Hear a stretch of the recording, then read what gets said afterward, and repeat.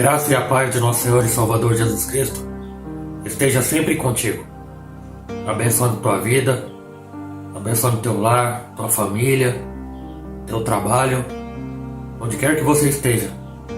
Receba a bênção do Senhor agora. Que a paz de Deus, que excede a todo entendimento, guarde os vossos corações e vossos sentimentos em Cristo Jesus, o nosso Senhor. Santo, santo, santo é o Senhor dos Exércitos. Um texto tão conhecido, né, irmãos? De Isaías capítulo 6, que eu quero estar refletindo aqui com os irmãos. Mas antes de fazer a leitura, eu quero aqui falar um algo, irmãos. Não se medita em Deus apenas lendo a Bíblia. Lá em Colossenses diz: pensai nas coisas de cima. Sendo assim, nós pensamos em Deus a todo momento. Não há desculpa de que não há tempo. Eu não posso dar desculpa que eu não tenho tempo de meditar em Deus.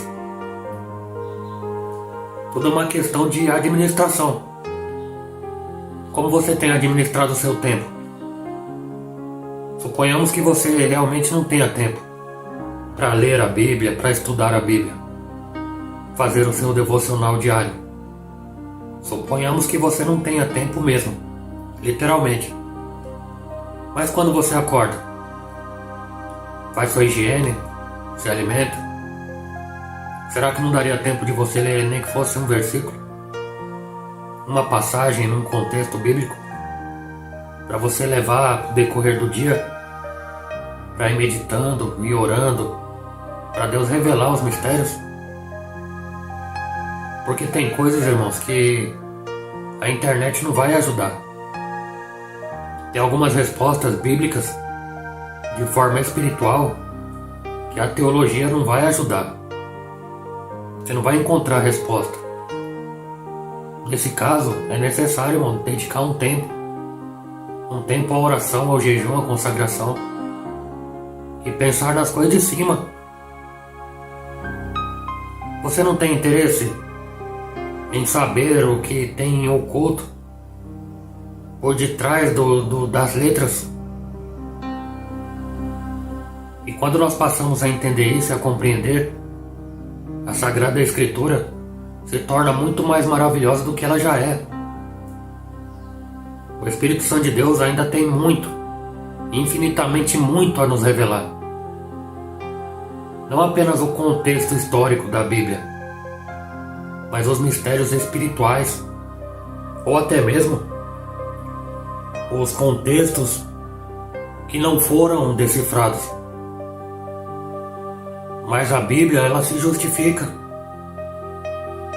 Respostas que a gente não vai precisar de outro livro para buscar uma resposta de alguma questão bíblica. Porque a própria Bíblia, ela se responde por ela mesma, sem contradição nenhuma. E se por acaso parecer que há alguma contradição, oramos a Deus para que Deus venha nos ensinar. Você lembra lá de 1 João 2,27? Se eu não me engano, deixa eu até conferir aqui, irmãos.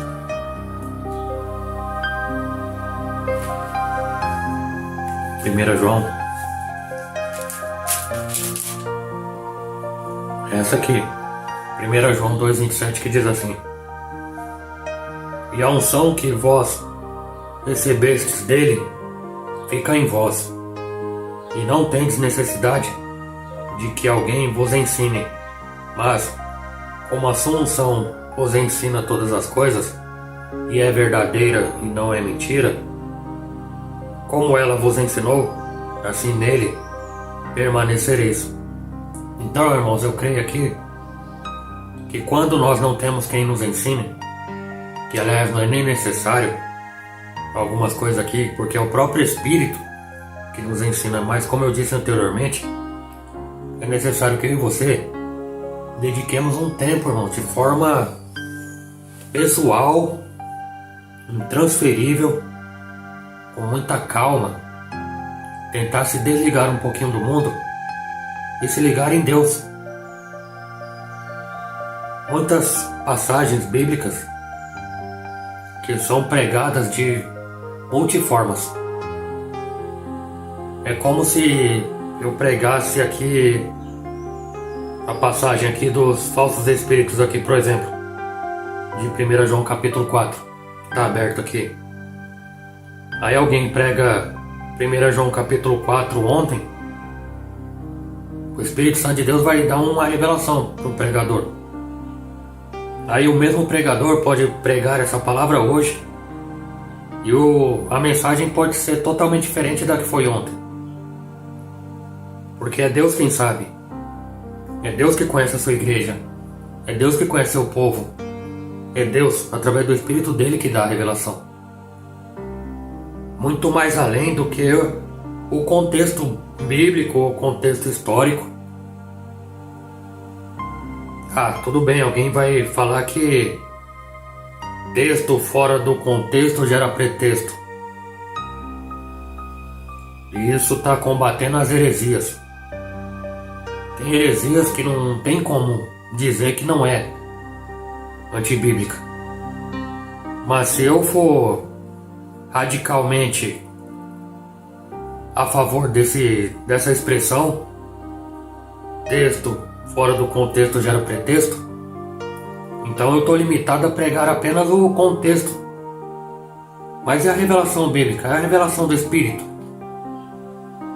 Alguém que não vai acreditar na revelação que vem do Espírito Santo, o autor, porque toda a Escritura foi inspirada.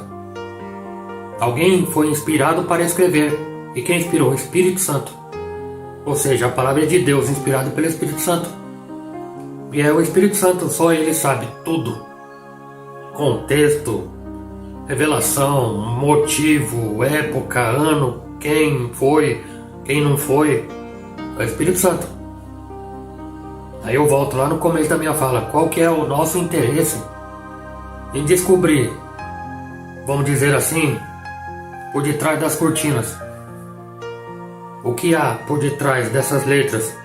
Quais são os grandes mistérios que a Bíblia nos tem a revelar? São tesouros, irmãos. São maravilhas. E Deus, ele está disposto a nos revelar. O Espírito de Deus está disposto a nos dar o discernimento. O Espírito Santo de Deus, ele faz do jeito que está escrito. Ele revela aos seus pequeninos, não aos grandes sábios. Porque na verdade os grandes e sábios, eles criam paradigmas e dogmas e não querem fugir disso. Aí tudo que é novo, tudo que é contrário à ideologia deles se tornou heresia, quando na verdade não é. Na verdade são pessoas que não gostam do novo, mas não é do novo revolucionário, é do novo entendimento. Talvez de alguém que ora, talvez de alguém que busca com sinceridade, né? E aí Deus se agrada em nos dar a revelação. Mas qual texto nós vamos meditar aqui?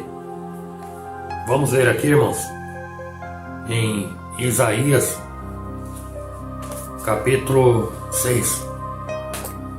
É um dos textos mais conhecidos do profeta Isaías, chamado também de o profeta messiânico. Vamos ler aqui. Isaías é escolhido e consagrado profeta. A partir do versículo 1 diz assim: No ano em que morreu o rei Uzias, eu vi também ao Senhor assentado sobre um alto e sublime trono, e a cauda do seu manto enchia todo o templo. Serafins estavam por cima dele. Cada um tinha 6 asas. Com 2 cobriam seus rostos, e com 2 cobriam seus pés, e com 2 voavam. E clamavam uns aos outros, dizendo: Santo, Santo, Santo é o Senhor dos Exércitos. Toda a terra está cheia da sua glória. E os umbrais das portas se moveram à voz do que chamava, e a casa se encheu de fumaça. Então disse eu: Ai de mim, pois estou perdido, porque sou um homem de lábios impuros, e habito no meio de um povo de impuros lábios. os meus olhos viram o Rei, o Senhor dos Exércitos. Porém, um dos serafins voou para mim, trazendo na sua mão uma brasa viva que tirara do altar com uma tenaz. E com a brasa tocou a minha boca e disse: Eis que isto tocou teus lábios, e a tua iniquidade foi tirada, e expiado o teu pecado. Depois disto, ouvi a voz do Senhor que dizia: A quem enviarei? E quem há de ir por nós? Então disse eu: Eis-me aqui, envia-me a mim. Então disse ele: Vai, e dize a este povo: Ouves de fato e não entendeis, e vedes em verdade, mas não percebeis. Até aqui, amém? Isaías, o profeta, capítulo 6, versículo do 1 até o versículo 9. Sabe o que me deixou aqui curioso, embora tenha passado diante das minhas vistas várias vezes este texto, mas que eu não me atentei, ou pelo menos o Espírito não me tocou acerca disso? É que estamos aqui no capítulo 6. Significa que há 5 capítulos anteriores que antecedem esse capítulo na qual nós fizemos a leitura. E aqui a epígrafe na minha Bíblia, como na de outras também, vai dizer que Davi como é que chama? Esqueci o nome, irmão, mas aqui diz que Isaías, ele é escolhido e consagrado profeta. Mas se está no capítulo 6, e nós vemos que a partir do capítulo 1, o profeta já tem a visão de Deus, a visão das coisas que Deus o revelara. E aqui até o capítulo 5, Isaías já está profetizando, muitas vezes de palavras duras, palavras de conversão, palavras de arrependimento. Só que aqui, irmãos, eu pensando, como eu disse anteriormente, que eu faz 2 dias, quase 3 dias que eu estou aqui meditando nesta palavra, e eu fiquei pensando, poxa vida, mas Isaías é consagrado agora como profeta, mas ele já vinha pregando desde, segundo os estudos que eu fiz, desde os 15 anos ele já vinha pregando a palavra, mandando e enviando o recado de Deus às nações aqui, mais propriamente Judá e Jerusalém, nos dias de Uzias, Jotão, Acás e Ezequias. Aí me veio a curiosidade de saber o porquê. Somente aqui no capítulo 6 ele é verdadeiramente consagrado. Estou tentando lembrar a palavra aqui, irmãos. Tá na outra Bíblia aqui, mas eu vou ficar por aqui mesmo. E só aqui que ele foi consagrado a profeta. E aí eu reparei aqui, irmãos, que no capítulo 6, versículo 1 diz assim, começa dizendo assim, olha só: No ano em que morreu o rei Uzias, eu vi também ao Senhor assentado sobre um alto e sublime trono, e a cauda do seu manto se enchia no templo. Palavra nenhuma aqui, ela foi colocada aqui à toa. O Espírito Santo de Deus não instruiu o profeta para escrever aqui cada palavra, cada ponto, cada vírgula, cada interrogação, cada exclamação. Ela tem um motivo de estar aqui. E aqui eu começo aqui grifando: no ano em que morreu o rei Uzias. Foi na época em que morreu, não muito tempo depois, em que morreu o rei Uzias, arrisco dizer que pouco tempo depois da morte do rei Uzias, que Deus se revela ao profeta Isaías. Mas o porquê? Aí eu vejo, irmãos, e vendo a história bíblica, como eu disse que a Bíblia, ela responde por si mesma, eu vejo aqui a descrição deste homem, na qual começa o capítulo, o rei Uzias. E o rei Uzias tem a descrição do reinado do rei Uzias no capítulo 26 de 2 Crônicas. Uzias reina e prospera.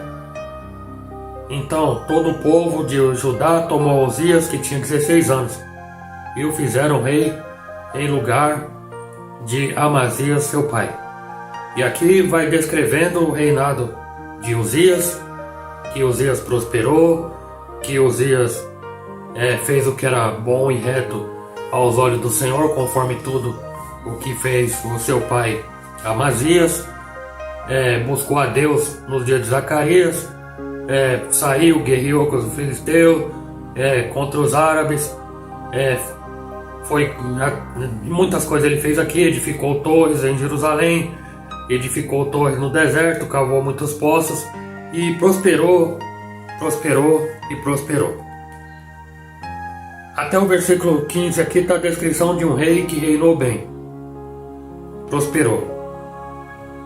Só que a partir do versículo 16 começa as coisas a se inverter. E diz assim, versículo 16: Mas havendo-se já fortificado, aqui o rei Uzias, exaltou-se o seu coração. E aqui entra um grande problema. Parece com alguém que a gente ouviu falar. Eu não vou dizer que conheço não, porque eu não conheço e não tenho interesse de conhecer o Satanás. Mas aqui é muito parecido com a história dele. Dar poder para o homem, ele começa a achar que é o cara, não é assim? Você entende isso, não é assim? Não é verdade? Dá poder para uma pessoa, quer conhecer uma pessoa, dê poder para ela. Tá aqui um rei reinando bem. Tá aqui um rei que copiou o caminho dos seus pais, do seu pai Amazias, prosperou, se tornou forte, poderoso. E aqui entra o problema de muitos, problema do primeiro, o Satanás, o anjo de luz, o querumbi ungido, que achou que podia tomar o lugar de Deus, sentar no trono de Deus. E o que aconteceu, nós sabemos o que aconteceu com ele. Caiu. E aqui nós vemos alguém, estamos vendo aqui diante de alguém na escritura, prestes a cair. Por quê? A soberba do teu coração te enganou. Viu, Satanás? A soberba do teu coração te enganou.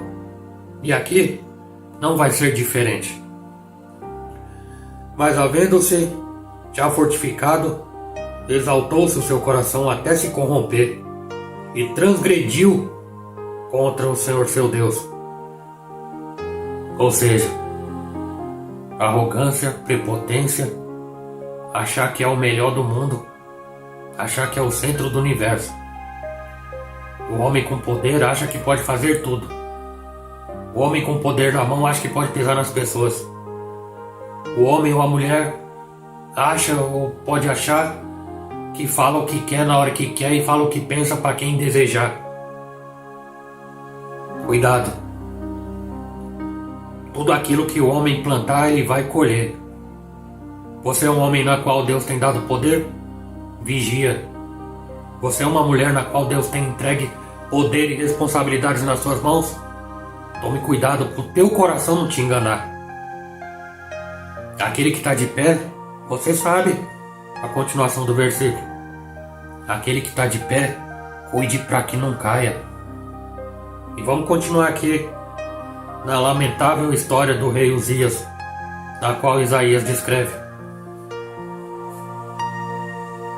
Porque, vou até ler de novo, irmãos, tá bom? Mas havendo-se já fortificado, exaltou-se o seu coração até se corromper, e transgrediu contra o Senhor seu Deus, porque entrou no templo do Senhor para queimar incenso no altar do incenso. Uzias, ele se achava tão poderoso e tão dono da cocada preta, como diz o ditado, que ele achou que podia fazer o que ele queria. Não, eu sou poderoso, ninguém manda em mim. Eu faço o que eu quero, o que eu quiser, na hora que eu quiser. E não são assim que funcionam as coisas. Versículo 17. Porém, o sacerdote Azarias entrou após ele, e com ele 80 sacerdotes do Senhor, homens valentes, foram atrás do rei ver a presepada que ele estava fazendo, e resistiram ao rei Uzias. Eles disseram: a ti, Uzias, Não compete queimar incenso. Você não pode fazer isso, Uzias.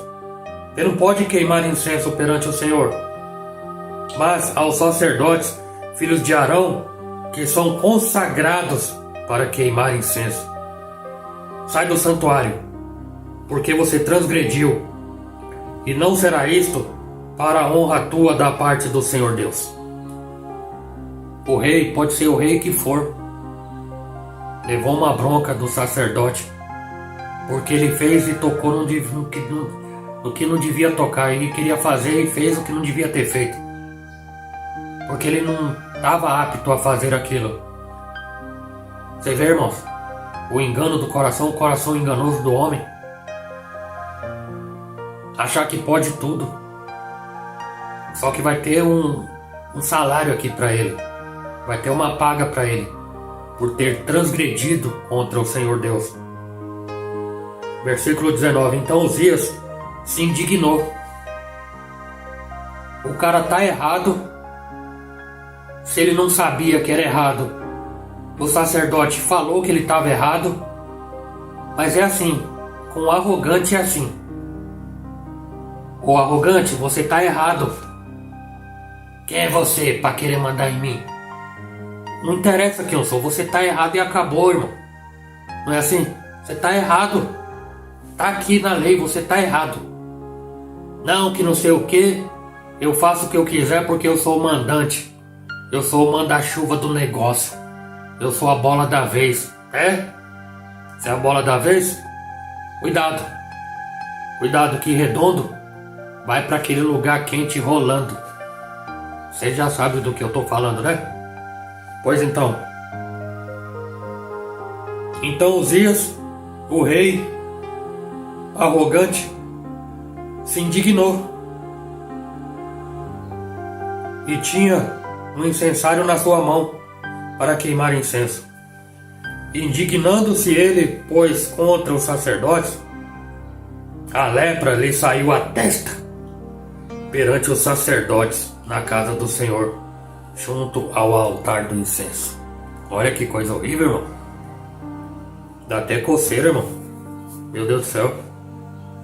Então o sumo sacerdote Azarias olhou para ele, como também todos os sacerdotes, e eis que já estava leproso na sua testa. Meu Deus do céu. E apressadamente o lançaram fora, até que ele mesmo se deu à pressa para sair, visto que o Senhor lhe ferira. Foi Deus que feriu ele aqui de lepra. Assim ficou leproso o rei Uzias até o dia da sua morte. Misericórdia. Assim ficou leproso o rei Uzias até o dia da sua morte. E morreu, e morou por ser leproso numa casa separada, porque foi excluído da casa do Senhor. E Jotão, seu filho, tinha um encargo da casa do rei, julgando o povo da terra. Versículo 22, perdão, irmãos. Versículo 22, para a gente voltar para Isaías, você vai entender agora. Quanto ao mais dos atos de Uzias, tanto os primeiros como os últimos, o profeta Isaías, filho de Amós, o escreveu. E dormiu Uzias com seus pais, e o sepultaram com seus pais no campo do sepulcro que era dos seus reis. Porque disseram, leproso é, e Jotão seu filho reinou em seu lugar. Amém? Versículo 22, para a gente voltar para Isaías. Quanto ao mais dos atos de Uzias, tanto os primeiros como os últimos, o profeta Isaías, filho de Amós, o escreveu. Agora, vamos para o filho de Amós, profeta Isaías. E a gente volta para capítulo 6 de Isaías. Agora sim, dado essa introdução de acordo com a Bíblia, sem cronologia, porque eu creio que está certinho isso aqui. Isso aqui não, a Bíblia, a Escritura, está certa. Não começou a ordem 1, 2, 3, 4, 5, 6. Não é 6, depois 1, 2, 3, 5 e 7. É 1, 2, 3, 4, 5, 6, 7 e assim por diante. Então aqui, capítulo 6, que não é o começo do trabalho ministerial de Isaías, aqui é apenas um encontro que ele teve com Deus por conta de Isaías estar no meio do povo na qual Uzias era rei, e diz: no ano em que morreu o rei Uzias. Aí sim, nós entendemos um pouco da história de Uzias. Agora vamos lá. No ano em que morreu o rei Uzias, eu vi também ao Senhor assentado sobre um alto e sublime trono, e a cauda do seu manto encheu o templo. Só que, como fosse uma nova fase na vida de Isaías, ele teve aqui um encontro com Deus. Era necessário um renovo espiritual para a vida de Isaías, para que ele pudesse continuar o seu ministério profético, o ministério do profeta messiânico, o profeta que mais fala acerca da vinda do Salvador do mundo, o profeta na qual é o que mais cita e menciona a revelação do Filho de Deus, o Cordeiro que vai tirar e tira o pecado do mundo, que é o Senhor Jesus Cristo. Versículo 2: serafins estavam por cima dele, e cada um tinha 6 asas. Com 2 cobriam seus rostos, e com 2 cobriam seus pés, e 2 voavam. Serafins, seres angelicais. Serafins, que na tradução significa seres ardentes, seres abrasadores. Você imagina, irmão, seres angelicais, anjos. Anjos que não ousam diante da tamanha reverência deles. Muitas vezes é isso que falta no nosso meio, reverência. Nós, pecadores, muitas vezes não queremos ter reverência diante do Deus Altíssimo. E aqui eu estou falando de um anjo. Um anjo que está aqui, irmãos, na hierarquia em primeiro, obviamente abaixo de Deus, do Deus Santo, Santo, Santo. O serafim é o que está no maior grau de santidade. E aqui, irmãos, 6 asas. Com 2 eles cobrem os rostos. Eles não ousam. Eles não ousam olhar para o santo 3 vezes santo. Eles não ousam. E com 2 cobriam seus pés, e 2 asas cobriam seus pés. Você lembra de Moisés? Teve que ficar de costas para sentir a glória de Deus passar por trás dele, porque ele não pôde olhar. E a santidade de Deus, na qual nós temos que ter reverência. E com 2 cobriam seus pés. Servidão, se dispor ao serviço. Você lembra também de Moisés? Moisés, tira a sandália dos teus pés, porque o lugar que você pisa é santo. Interessante, né, irmãos? E os anjos com 2 asas cobriam seus rostos, e com 2 cobriam seus pés, e com as 2 voavam, as outras 2, porque eram 6. E clamavam uns aos outros. Eles não estavam clamando um ao outro. Significa que eles declaravam continuamente, dizendo: Santo, Santo, Santo é o Senhor dos Exércitos, e toda a terra está cheia da sua glória. Aleluia! Olha que maravilha, irmãos. Os próprios seres angelicais, que a Bíblia dá o nome de serafins, adorando ao Deus Santo. Santo, Santo, Santo. Aleluia! Glória a Deus, com reverência, com respeito. Nos dias de hoje, na nossa geração, com chicletes na boca, né? O irmão às vezes fica chateado comigo, né, irmãos? Parecendo aquele animalzinho simpático chamado lhama, mastigando chiclete no meio do culto, incomodando o irmão que está do lado, atrás, na frente. Até o pastor que está vendo, mas às vezes não tem coragem de falar. Aí fica lá o povo no culto irreverente. O que é reverente? Sem reverência. Infelizmente, né, irmãos? No altar de Deus, pessoas no zap, Aí quer provar as maravilhas de Deus. Aí quer ter um encontro com o Senhor. Isaías aqui está tendo um encontro maravilhoso com o Senhor. E fora do templo, ele não está dentro do templo. Ele não era sacerdote, sumo sacerdote, para entrar no templo. Mas Deus se revela a quem Ele quer. Deus não se revelou ao rei Uzias, mas ele quis entrar lá à força. E não é a força. Tem que ter preparo. Tem que santificar a vida. Tem que se consagrar. Para nós orar e jejuar. Respeitar. Como é que você vai para o culto? Depois de uma, né? Depois de um encontro íntimo com a esposa e tal, ou vice-versa, e nem toma banho e vai pro culto irreverente. Misericórdia, né, irmão? E vestimento? Ah, irmão, veja bem, roupa não salva ninguém. Eu pelo menos nunca falei que roupa salva. Como é que você se apresenta diante do Deus Santo, Santo e Santo? Reverente ou irreverente? Como é a sua adoração a Deus? Santo, Santo, Santo, Santo, Santo, Santo. O Santo, Santo, Santo é o Senhor dos Exércitos. Como é que está a sua adoração? Não estou falando de barulho, irmãos. Eu não estou falando do pentecostalismo frenético. Não estou falando do culto de movimento. Para ir com um sapato de bico de salto de madeira para fazer barulho. Não é isso que eu estou falando. Estou falando daquela saia, né? Que a irmã roda parece que um guarda-chuva abrindo. Estou falando de adoração verdadeira, irmão. Com ousadia. Reconhecendo aqui primeiro o serafim, um ser ardente.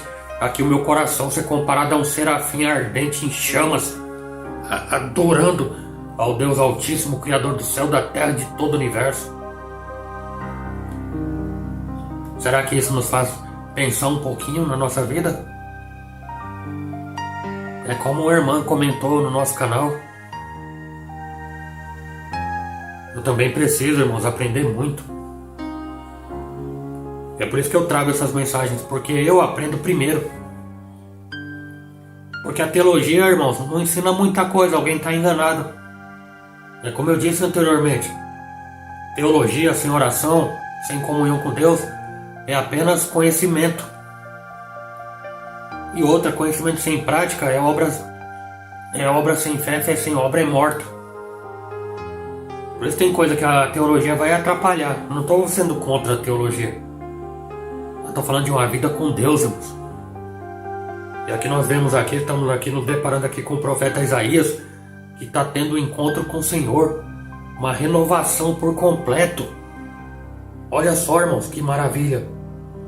E os umbrais, versículo 4, e os umbrais das portas se moveram à voz do que clamava, e a casa se encheu de fumaça. Oh glória, aleluia. E aí Isaías, constrangido, então disse eu: ai de mim, pois estou perdido, porque sou um homem de lábios impuros, e habito no meio de um povo de lábios impuros, e os meus olhos viram o Rei, o Senhor dos Exércitos. Preste atenção aqui, irmãos, que eu quero voltar lá para a introdução do rei Uzias. Então disse eu: ai de mim, pois estou perdido, porque sou um homem de lábios impuros. Diante da presença de Deus, o homem se constrange e reconhece que é pecador, e habito no meio de um povo de impuros lábios. Ou seja, no reinado e todo o povo do tempo do rei Uzias, um povo de impuros lábios, um povo pecador. Não vou dizer só pecador, porque todos nós somos pecadores, mas um povo pecante, Porque aqui eu faço uma distinção entre pecador e pecante. Então eu te pergunto, você é pecador ou você é pecante? A primeira opção é para todos nós que estamos vivos na face da terra. Todos pecamos e todos estamos destituídos da glória de Deus. Agora, pecante. O que seria que eu definiria como pecante? Alguém que peca, vai lá e peca de novo. É o pecado consciente, é o pecado proposital, é o pecado que ama cometer e não vai largar. Hebreus capítulo 10, versículo 26 diz que o pecado cometido de propósito, de forma consciente, já não há sacrifício para tais pecados. Esse é o pecante. O pecante é aquele que o pastor prega para largar o pecado, aí a pessoa responde: quem não tem pecado atira a primeira pedra. Esse é o pecante que dá essa resposta. Sabe por quê? Porque quando alguém responde dessa forma, quem não tem pecado atira a primeira pedra, é bíblico, tudo bem, é bíblico. Mas a pessoa que fala dessa forma, com um tom irônico, indiretamente ela está dizendo: me deixa pecar em paz, porque você não tem nada a ver com a minha vida. Esse é o pecante. Só que Isaías aqui, ele está confessando os seus erros. Ele está confessando o seu pecado. Ele está confessando que ele mora no meio de um povo pecador e pecante. Olha o rei Uzias, o que ele fez. Morreu o rei Uzias, não é à toa que está aqui. No ano em que morreu o rei Uzias, ou seja, Isaías, eu vou ter um encontro contigo. Vai ser uma nova fase da sua vida. Vai ser uma nova fase. O que passou, passou. Eis que eu faço tudo novo na tua vida a partir de agora. Tudo bem, Isaías, você pregou 5 capítulos. Você exerceu o meu ministério. Você exerceu o seu ministério, na qual eu dei para você fazer a minha obra. E você fez aqui até o capítulo 5, sem ser consagrado. Só que agora eu estou te consagrando como profeta. Vou te consagrar, vou ter um encontro contigo e vou te purificar. Só que na presença de Deus, o ser humano não tem como não se constranger diante dos pecados.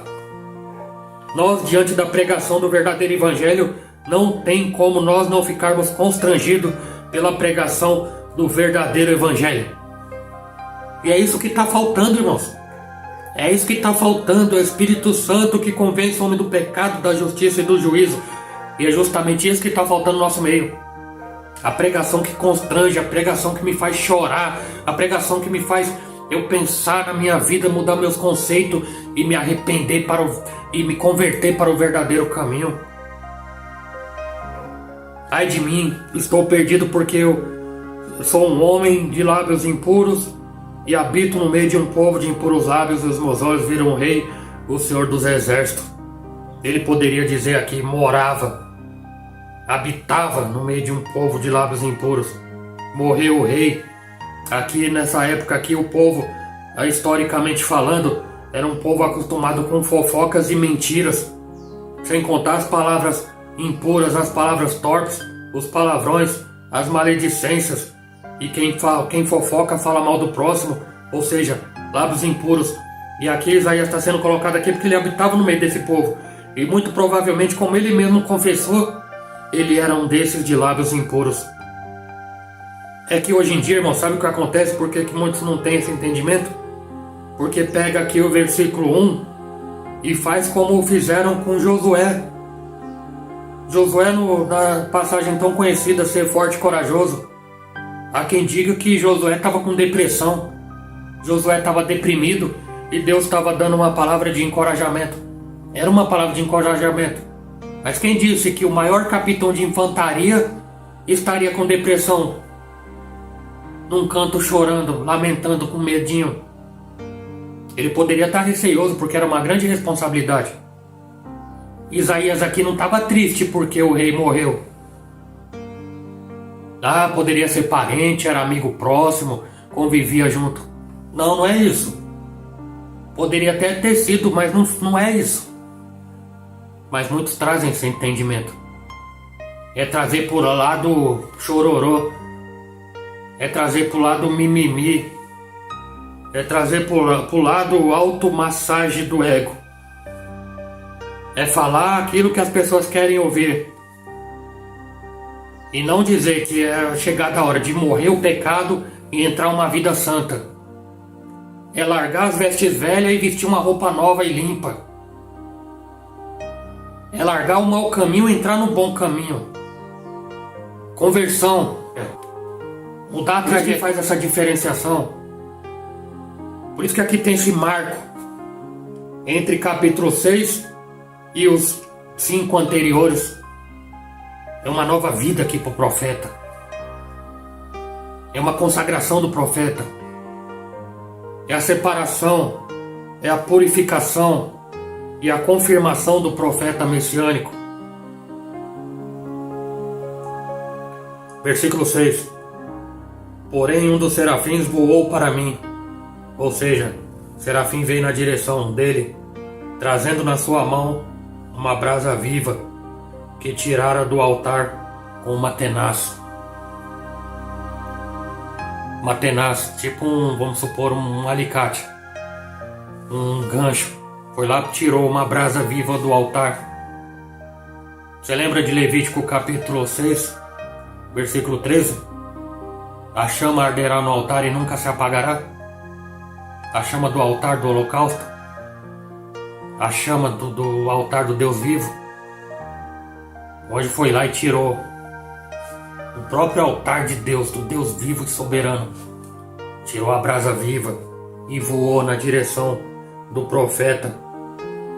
E com a brasa tocou a minha boca e disse: Eis que isto os teus lábios, eis que isto tocou os teus lábios, e a tua iniquidade foi tirada e expiado o teu pecado. Resumindo, encontro com Deus, viu a glória de Deus. Ele não viu Deus, ele viu a glória de Deus. O profeta messiânico, sabe o que ele viu aqui? Jesus Cristo pré-encarnado. Ele não viu Deus propriamente, ele teve a visão do Senhor Jesus Cristo pré-encarnado, a glória do Senhor. Louvado seja Deus. E na presença do Senhor Jesus, o homem, ele se constrange diante do pecado.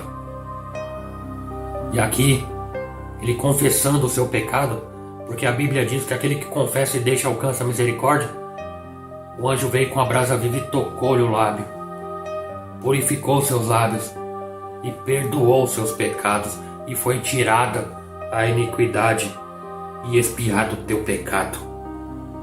Depois disto ouvi a voz do Senhor que dizia: Aleluia. Olha aqui, irmão, um renovo espiritual para a vida do profeta Isaías. É esse renovo que eu preciso. É esse renovo espiritual que você precisa.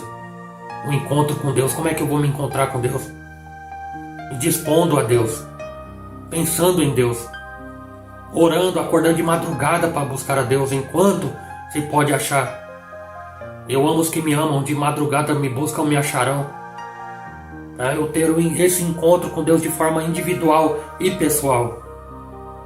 Pode acontecer no coletivo, mas aqui não está dizendo que Isaías estava no templo cheio de gente. Pode acontecer de forma pessoal, você, Deus, e você, e Deus, e você, e Deus, e só vocês dois. Só nós dois.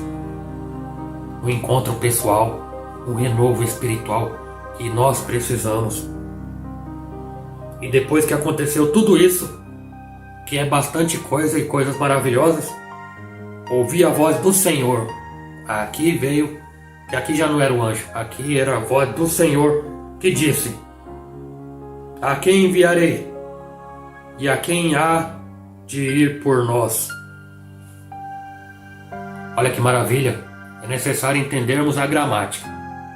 A voz do Senhor: A quem enviarei? A quem enviarei? E quem há de ir por nós? Entende isso?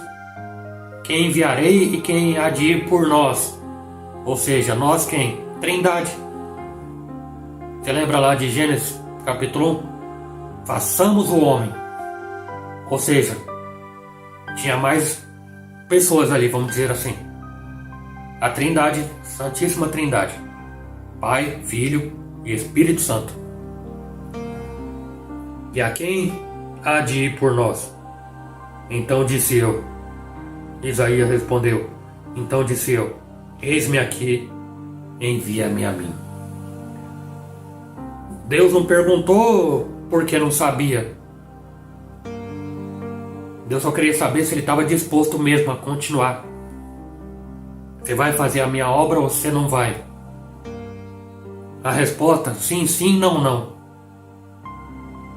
Depois do encontro com Deus desse aqui, quem poderia resistir? Quem poderia dizer não? Depois de ser purificado, depois de ser ter sido perdoado. Eis-me aqui. Eu tô aqui, eu vou. Eu vou por vocês, eu vou para a honra e glória do teu santo nome. Envia, pode me enviar. E Deus vai e diz a este povo: ouve de fato e não entendeis, e vedes em verdade mas não percebeis.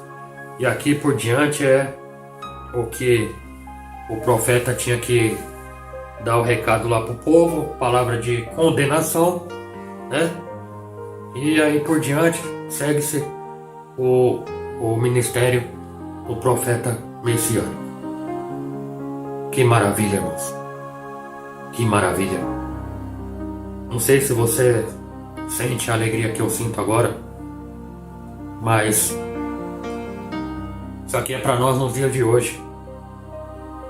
Aqui é o relato do que aconteceu com o profeta, mas é algo que serve para nós hoje, que pode e deve acontecer conosco, para continuar anunciando o Evangelho, para nós continuarmos exercendo o ministério que Deus tem colocado sobre as nossas mãos, sobre a nossa responsabilidade.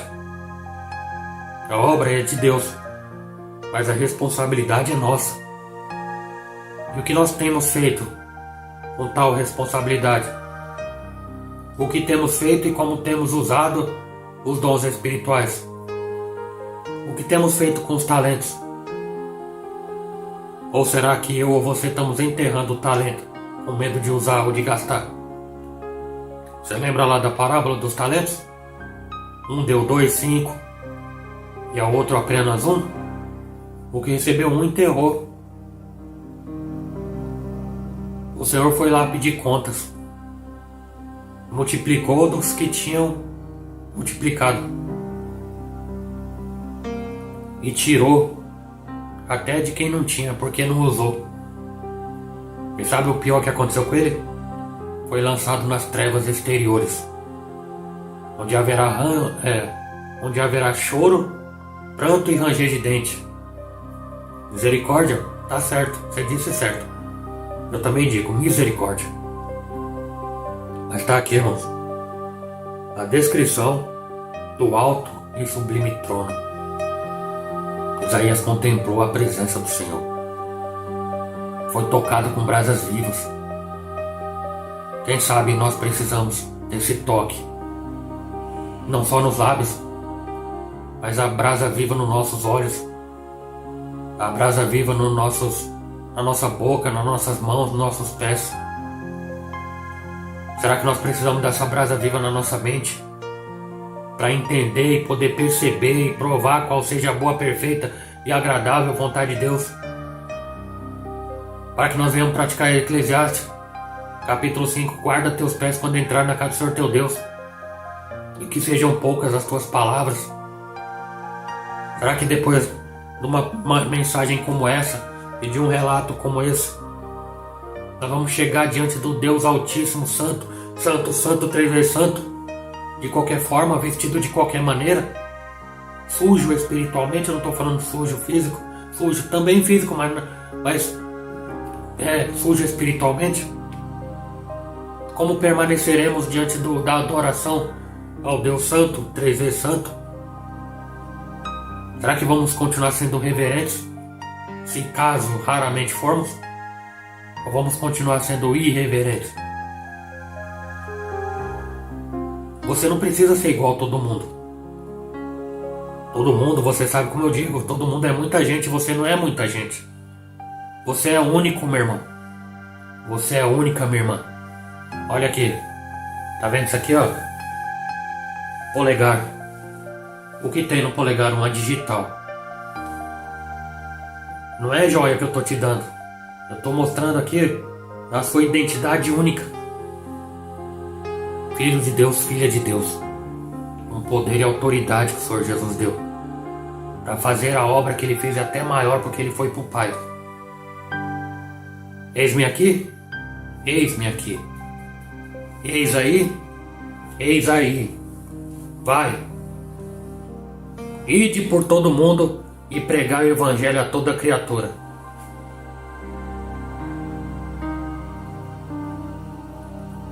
É isso aí, irmãos. Vai. Faz a obra. E que Deus seja grandemente glorificado através da tua vida e através da minha vida também. Toda a honra, toda a glória seja dada ao nosso Senhor e Salvador, Jesus o Cristo. Amém? Fico por aqui. Espero que seja útil para a tua vida essa mensagem, essa palavra. E é o que eu disse, né, irmãos? Pensai nas coisas de cima. Procure e busque tempo. Um dia de 24 horas. Dizem que está escrito, mas ressaltam diariamente que tem que dizimar 10% do ganho financeiro. Mas e o dízimo do tempo? Você tem dizimado o seu tempo ao Senhor? Só fazer a conta. 10% de 24. Para não ficar tão difícil, dá 10% de 12 horas. Te peguei agora, né? Então, não é só dinheiro. É entregar a vida ao Senhor. É se dedicar ao Senhor. É pensar no Senhor. É glorificar a Deus em tudo. Quer comais, quer bebais, quer façais qualquer outra coisa, que tudo seja para a glória de Deus. Aí sim, irmãos. Aí sim, comunhão com Deus. Pedir, dar-se-vos-á. Mas quem tem pedido por sabedoria, entendimento, discernimento. Você lembra de Salomão? Pedido que Salomão fez? Pois é. E os dons espirituais? Eis-me aqui, envia-me a mim. Eu tenho que ir armado para a guerra. Primeira arma, a espada. O escudo. As armas espirituais, conforme Efésios 6. E os dons espirituais, para poderem ser usados. Fica aí para sua reflexão. Ore. Busque a Deus. Deus se agrada daquele que se disponibiliza, daquele que se coloca na brecha, à disposição dele, para fazer o seu querer e a sua vontade. Amém? Desejo que Deus te abençoe, guarde e proteja em nome do Senhor Jesus. Desde já, muito obrigado e continua compartilhando. Caso você não seja inscrito, se inscreve e dá o joinha caso tenha gostado, que você me ajuda a lançar e enviar essa mensagem a outras pessoas em outros lugares, tá bom? Onde você estiver, erga a tua mão e receba a bênção do Senhor. Que o grande amor de Deus, a graça do Senhor Jesus Cristo e a doce consolações do Espírito Santo de Deus esteja sempre convosco, não somente hoje, mas para todo sempre. Você que crer diz, amém. Se Deus é por nós, quem será contra nós? E operando Deus, quem impedirá? Deus te abençoe, meu irmão. Que Deus te abençoe, minha irmã. Ótimo dia, ótima tarde, ótima noite. No nome poderoso de nosso Senhor e Salvador, Jesus Cristo. Deus abençoe.